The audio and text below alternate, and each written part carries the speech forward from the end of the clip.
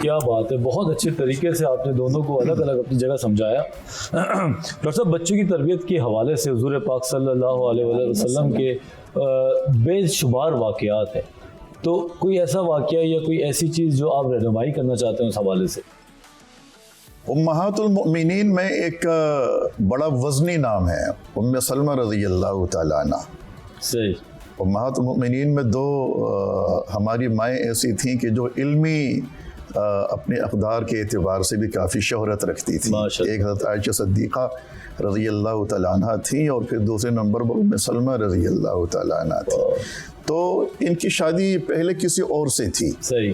تو حضرت ابو سلمہ ان کے شوہر تھے۔ تو شوہر کے انتقال کے بعد یہ اللہ کے رسول صلی اللہ علیہ وسلم کے نکاح میں آئی تھیں۔ تو جب یہ آئی تھیں تو ان کے ساتھ ایک بچہ بھی تھا، عمر بن ابو سلمہ رضی اللہ تعالیٰ عنہ۔ تو پھر ظاہر ہے کہ جس گھر میں، جس حجرے میں ام سلمہ تھیں، اسی گھر میں عمر بن ابو سلمہ بھی تھے۔ نبی کریم صلی اللہ علیہ وسلم اس بچے کو اپنے دسترخوان پر اپنے ساتھ بٹھا کر کھانا کھلاتے تھے۔ سبحان اللہ۔ تو عمر بن ابو سلمہ جب بڑے ہوئے تو بڑے ہونے کے بعد انہوں نے اپنے ایک واقعہ نقل کیا اور فرمانے لگے کہ مجھے یاد ہے میں بہت چھوٹا سا تھا، میری عمر بہت کم تھی، نبی کریم صلی اللہ علیہ وسلم کے لیے دسترخوان بچھا، آپ کھانا تناول فرمانا چاہ رہے تھے، تو جب دسترخوان بچھا تو حضور نے مجھے بھی کہا کہ بیٹا تم بھی قریب آ جاؤ۔ جب میں قریب آیا تو مجھے کہا کہ کھاؤ۔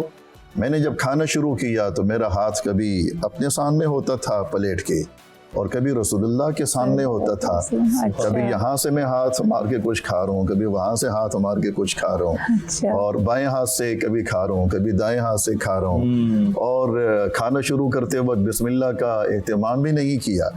تو یہ فرماتے ہیں کہ نبی کریم صلی اللہ علیہ وسلم مجھے نوٹ کرتے رہے، مجھے دیکھتے رہے، اور پھر مجھے سمجھایا بہت طریقے سے، فرمائے کہ بیٹا سم اللہ، کہ سب سے پہلے اللہ تعالیٰ کا نام لیا کرو، اللہ تعالیٰ کا نام لے کر بسم اللہ پڑھ کر جو بھی کھانے کی چیز ہو اس کو کھانا شروع کر دیا کرو، اس سے برکت ہوتی ہے۔ تو پہلی نصیحت یہ تھی سم اللہ وَكُلْ بِيَمِينِكَ، دوسری نصیحت کہ دائیں ہاتھ سے کھاؤ، ہمیشہ حدیثوں میں آتا ہے کہ کوئی بھی اچھا کام ہو وہ دائیں ہاتھ سے کرنا چاہیے اور دائیں طرف سے بھی شروع کرنا چاہیے۔ اچھا، تو یہ بھی ایک حدیث ہے۔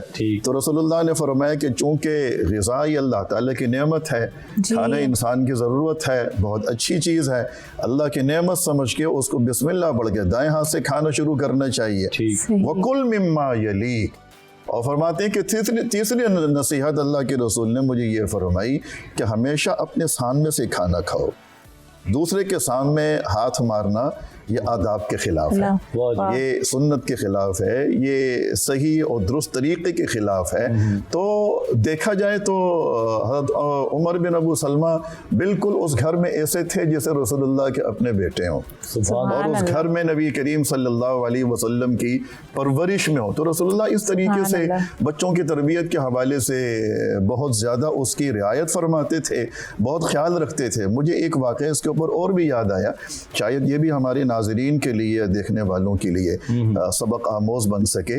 ایک خاتون تھیں اور ان کے سامنے ان کا بیٹا تھا، اور وہ خاتون اس نے کئی مرتبہ اپنے اس بیٹے کو اپنے پاس بلانے کی کوشش کی کہ بیٹا میرے پاس آؤ، بچہ نہیں جا رہا تھا۔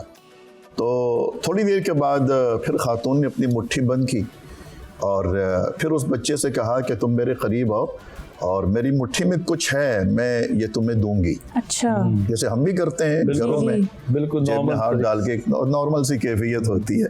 تو بچے کو قریب بلاتے ہیں، پھر اس سے لپٹ جاتے ہیں، اپنے آپ سے چمٹا لیتے ہیں۔